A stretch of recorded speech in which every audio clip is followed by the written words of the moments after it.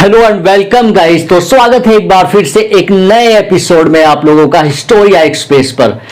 आज हम एक अजीम किरदार के बारे में बात करने वाले हैं गाइस। यूं तो इस चैनल पर इतिहास के बारे में ही हम बात करते हैं, लेकिन आज जिस किरदार के बारे में हम बात करने वाले हैं ये अपने आप में एक अद्भुत किरदार है।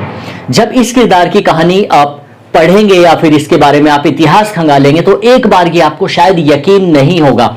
एक ऐसा इंसान जिसने अपनी आन बान शान पर कोई आंच नहीं आने दी, अपने उसूलों के साथ कोई समझौता नहीं किया, लेकिन अपनी जान दे दी। आज हम बात करने वाले हैं पृथ्वीराज चौहान के बारे में। पृथ्वीराज चौहान का नाम शायद आप सबने सुना होगा, स्कूलों में पढ़ा होगा, कॉलेजेस में पढ़ा होगा या फिर इंटरनेट पर आपने देखा होगा, लेकिन डिटेल्स में मैं आज इस वीडियो में आपको बताने वाला हूं। अगर आप इस चैनल पर पहली बार आए हैं तो चैनल को सब्सक्राइब कर लीजिए ताकि और बेहतर वीडियोस आपको मिलती रहें, और घंटे का निशान जरूर दबाइएगा यार, ताकि आने वाली वीडियोस की नोटिफिकेशन भी आपको टाइम टू टाइम मिलती रहे। इंस्टाग्राम पर आप मुझे फॉलो कर सकते हैं। इसी चैनल पर लास्ट वीडियो मैंने अपलोड की थी जयपुर के आमेर फोर्ट के बारे में। बहुत ही इंटरेस्टिंग वीडियो थी और बहुत ही अच्छा रिस्पॉन्स भी मिला है उस वीडियो पर। अगर आपने नहीं देखी है उसका लिंक मैंने नीचे डिस्क्रिप्शन में ड्रॉप किया हुआ है, और ऊपर आई बटन पर क्लिक करके भी आप उस वीडियो को देख सकते हैं। अगर इस अजीम किरदार के बारे में डिटेल्स में बात कर लेते हैं, और चलिए आज कुछ एक बार फिर से नया जान लेते हैं।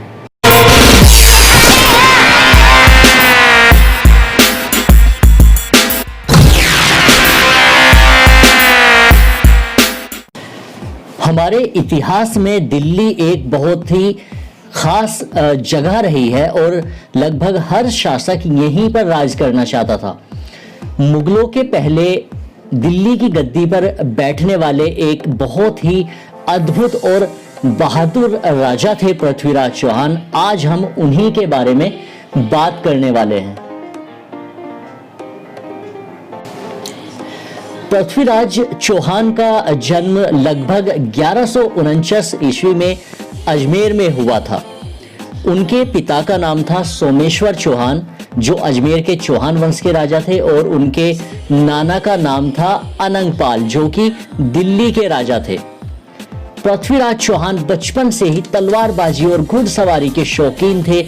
उन्होंने बचपन में ही बिना हथियार के एक शेर को मार गिराया था, ऐसा इतिहास में लिखा हुआ है। मगर उनका जो गुप्त हथियार था, जो उनकी खूबी थी, वो थी बिना देखे सिर्फ आवाज सुनकर निशाना लगाना। उनकी इस वीरता को देखकर उनके नाना बहुत ही ज्यादा प्रभावित हुए और उन्होंने पृथ्वीराज चौहान को दिल्ली की गद्दी का उत्तराधिकारी घोषित कर दिया। उस वक्त उनकी उम्र महज 16 साल की थी जब वो दिल्ली के राजा बने। दिल्ली की गद्दी पर बैठने के बाद पृथ्वीराज चौहान ने एक किले पिथौरगढ़ का निर्माण करवाया, लेकिन उनका दिल हमेशा अजमेर में ही लगा रहता था, इसलिए उन्होंने दोनों नगरों को लगभग राजधानी का दर्जा दे रखा था। अपनी मेहनत और लगन के बलबूते उन्होंने कई सारे युद्ध लड़े और अपनी सीमाओं को गुजरात और पूर्वी पंजाब तक बढ़ा लिया था, जिस कारण कई राजा उनसे जलने लगे थे। उन्हीं में से एक था राजा जयचंद, जिनकी राजधानी कन्नौज में थी और उनका राज्य भी दिल्ली के पूरब में काफी दूर तक फैला हुआ था।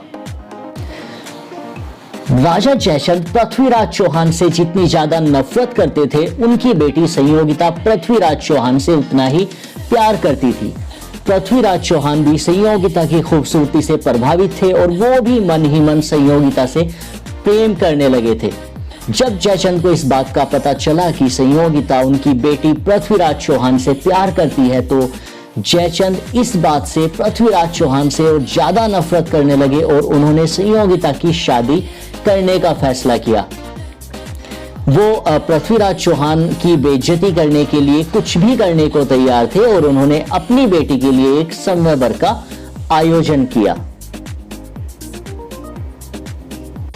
संवयवर में संयोगिता अपनी पसंद का वर चुन सकती थी। वो इस फैसले से बहुत ज्यादा खुश थी, लेकिन अपने पिता की चाल से बिल्कुल अनजान थी।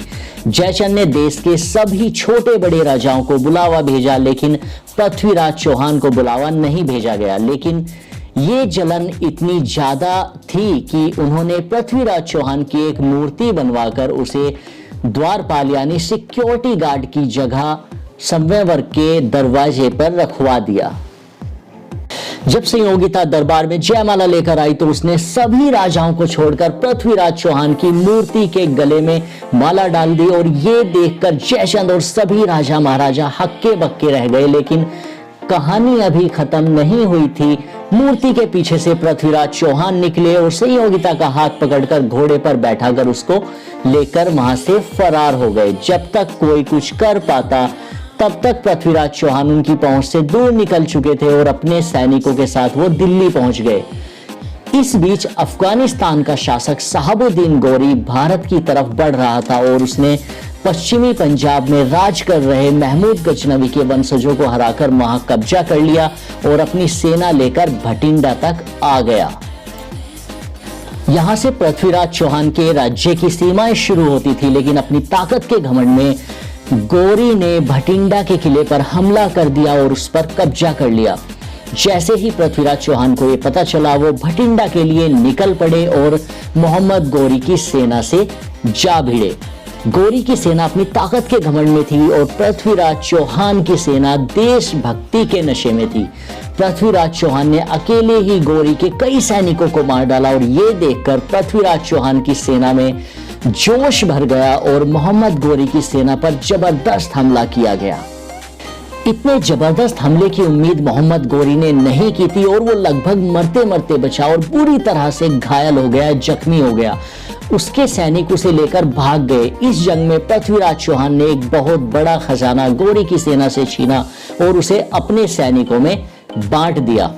इतिहास में लिखा हुआ है कि पृथ्वीराज चौहान ने मोहम्मद गौरी को लगभग 17 बार हराया। और इधर संयोगिता के पृथ्वीराज चौहान के पास जाने की वजह से जयचंद के मन में पृथ्वीराज चौहान के खिलाफ जहर और नफरत और ज्यादा बढ़ रही थी। जब उसे पता चला कि मोहम्मद गौरी और पृथ्वीराज चौहान के बीच में जंग हुई है तो वो जयचंद मोहम्मद गौरी की सेना से जा मिला। दोनों ने मिलकर लगभग 2 साल बाद लगभग 1192 में फिर से पृथ्वीराज चौहान को जंग के लिए ललकारा। इस बार मोहम्मद गौरी के पास लगभग 1.5 लाख सेना थी और पृथ्वीराज चौहान ने गौरी को वापस जाने का एक मौका दिया और कहा कि वो वापस चला जाए तो कई बेगुनाह लोगों की जान जाने से बच जाएगी। धोखेबाज गौरी ने अपनी सेना पीछे हटा ली और जंग की तैयारी करता रहा। पृथ्वीराज चौहान को लगा कि गौरी उसकी बात मान गया है और वो बेफिक्र हो गए। लेकिन एक दिन जब सभी सैनिक पूजा पाठ में लगे हुए थे तो मोहम्मद गौरी ने अचानक हमला कर दिया और चारों तरफ कत्ले आम मचा दिया। धोखे से पृथ्वीराज चौहान को घेरकर और उनके दोस्त चंदबरदाई को घेरकर बंदी बना लिया गया। धोखे की कोई काट नहीं होती, ना ही साहस से उसे काटा जा सकता है और पृथ्वीराज जैसा अद्भुत और बहादुर योद्धा इसका शिकार हो गया। पृथ्वीराज चौहान को जब गौरी के दरबार में पेश किया गया तो पृथ्वीराज चौहान के चेहरे का तेज देखकर एक बार तो मोहम्मद गौरी हक्का बक्का रह गया और उसने पृथ्वीराज चौहान को नजरें नीची करने को कहा। मगर पृथ्वीराज चौहान ने कहा कि एक बहादुर योद्धा, एक राजपूत सिर्फ मौत के आगे ही नजरें नीची कर सकता है। इस पर मोहम्मद गौरी बौखला गया और उसने पृथ्वीराज चौहान की आंखें निकालने का हुक्म दे दिया और उन्हें कारागार में डालने को कहा गया। मोहम्मद गौरी के सैनिकों ने सारी हदें पार कर दी और पृथ्वीराज चौहान की दोनों आंखें निकाल ली गई और उनको अंधा कर दिया गया। कुछ इतिहासकारों का मानना है, हालांकि इसका कोई भी साक्ष्य उपलब्ध नहीं है और कोई भी ऐतिहासिक किताब इसको साबित नहीं करती, लेकिन बहुत ही दिलचस्प कहानी है, मैं आपको बताना चाहूंगा। जब उनके दोस्त और उनके कवि चंदबरदाई ने पृथ्वीराज चौहान की हालत देखी तो उनसे नहीं रहा गया और उन्होंने मोहम्मद गौरी के दरबार में जाकर कहा कि पृथ्वीराज चौहान के पास एक अद्भुत हुनर है और वो बिना देखे निशाना लगा सकते हैं। मोहम्मद गौरी को यकीन नहीं हुआ और उन्होंने ये बात परखने के लिए पृथ्वीराज चौहान को दरबार में बुलाया। धनुष बाण पृथ्वीराज चौहान के हाथ में दे दिया गया और उनसे कहा गया कि वो अपने धनुष का कमाल दिखाएं, लेकिन पृथ्वीराज चौहान ने कहा कि मैं एक राजा हूं और सिर्फ एक राजा का हुक्म ही मान सकता हूं। तभी मोहम्मद गौरी बोले कि ठीक है, तुम अपना हुनर दिखा सकते हो। गौरी ने उन्हें बाण चलाने का आदेश दिया और आवाज सुनकर पृथ्वीराज चौहान ने निशाना लगाया और बाण सीधा मोहम्मद गोरी के गले में जा लगा, जो वहीं पर ढेर हो गया। कहा जाता है कि इसके बाद अपने आत्मसम्मान को बचाने के लिए पृथ्वीराज चौहान और उनके दोस्त चंद बरदाई ने एक दूसरे के ऊपर छुरे से हमला करके एक दूसरे की जान ले ली, ताकि अपने आत्मसम्मान को बचाया जा सके। इतिहास इस बात की भी गवाही देता है कि पृथ्वीराज चौहान और उनके दोस्त और राजकवि चंद बरदाई का जन्म एक ही दिन हुआ था और दोनों ने अपनी जान भी एक ही दिन दी। इसे इतिहास का आज तक का सबसे बड़ा इत्तेफाक माना जाता है। हालांकि जैसा मैंने पहले कहा, इस बात का कोई भी ऐतिहासिक साक्ष्य नहीं है और ज्यादातर इतिहासकार ये मानते हैं कि पृथ्वीराज चौहान को मारने के बाद भी लगभग 1 दशक तक मोहम्मद गोरी ने शासन किया।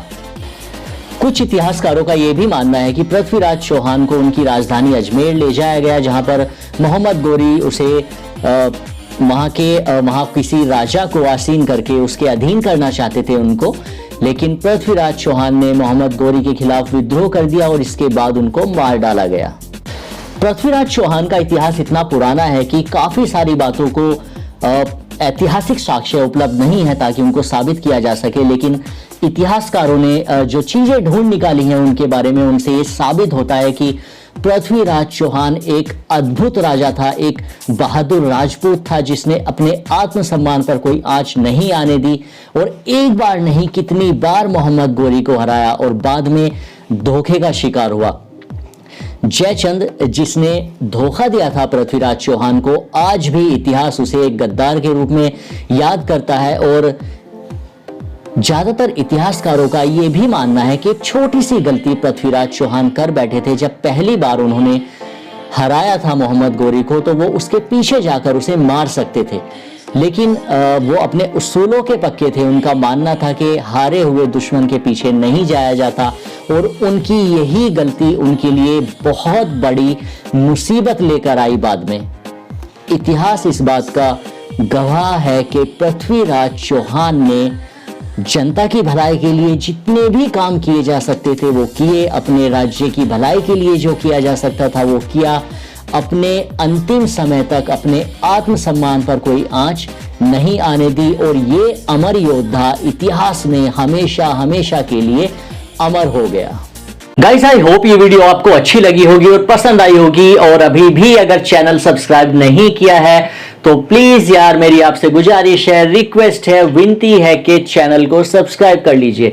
गाइस, पृथ्वीराज चौहान के बारे में मुझे पहले भी पता था, लेकिन डिटेल्स में जब मैंने इनके बारे में इतिहास पढ़ा तो यकीन मानिए एक बार को मुझे यकीन नहीं हुआ।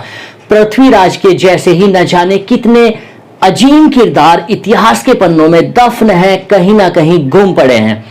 मेरी हमेशा कोशिश रहती है कि इसी तरह के किरदारों के बारे में, आपके अपने देश के, भारत के शानदार इतिहास के बारे में मैं आपको जानकारी दे सकूं, जितनी ज्यादा से ज्यादा इंफॉर्मेशन मैं आपको दे सकता हूं, क्योंकि अपने देश का इतिहास भी अगर हमें नहीं पता है तो यकीन मानिए हम अधूरे हैं उसके बिना। अगली वीडियो में एक नए टॉपिक के साथ, एक नई जानकारी के साथ, एक नए किरदार के बारे में आपको बताने के लिए आऊंगा। फिर से मुलाकात होगी आपसे, तब तक के लिए अपना ख्याल रखिएगा, खुश रहिए, खुशहाल रहिए।